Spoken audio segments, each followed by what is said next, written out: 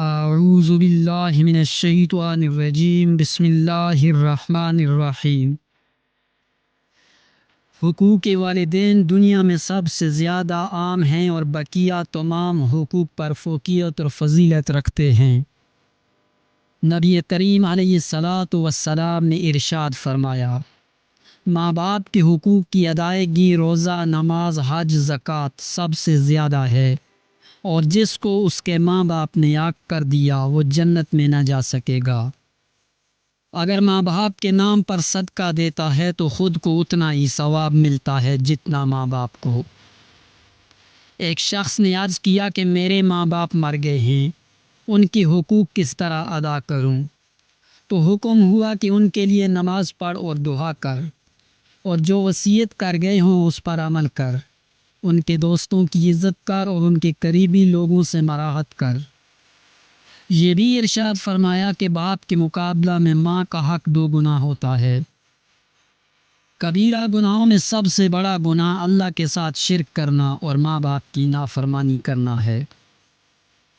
ہر گناہ کے بدلے میں عذاب اور ہر جرم کی گرفت کو مؤخر کیا جا سکتا ہے، لیکن ماں باپ کی نافرمانی کا گناہ ایسا سخت ہے کہ اس کا مواخذہ مرنے سے پہلے ہی کر لیا جاتا ہے۔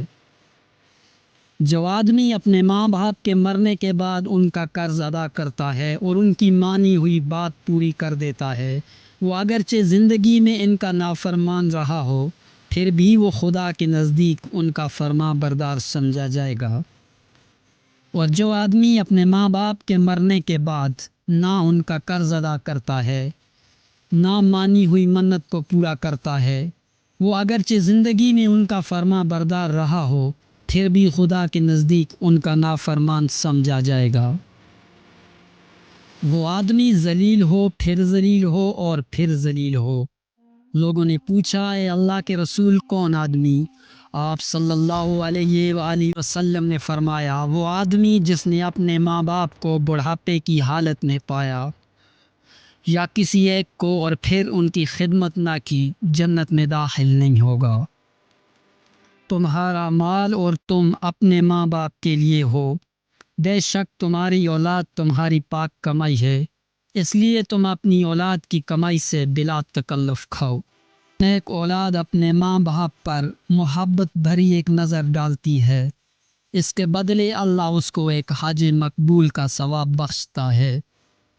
لوگوں نے پوچھا، اے اللہ کے رسول، اگر کوئی ایک دن میں 100 بار اسی طرح رحمت و محبت کی نظر ڈالے؟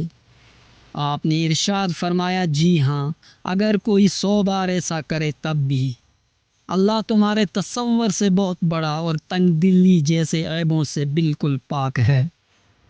واضح ہو کہ ماں باپ کا حق بہت ہی بڑا ہے، حتیٰ کہ اگر ان سے کوئی ایسی کارروائی سرزد بھی ہو جائے جو انصاف کے خلاف ہو، تب بھی ان کی اطاعت سے سرتابی نہیں کرنی چاہیے، کیونکہ اللہ تعالیٰ کی رضامندی اور ناراضگی ماں باپ کی خوشی اور ناخوشی پر موقوف ہے۔ والدین کی خدمت کا یہ تطمیع سمجھا جانا چاہیے کہ ان کے انتقال کے بعد ان کے ملنے والوں اور ان کے دوستوں کی تعظیم کرے اور ان کے ساتھ اچھا سلوک اور احسان سے پیش آئے۔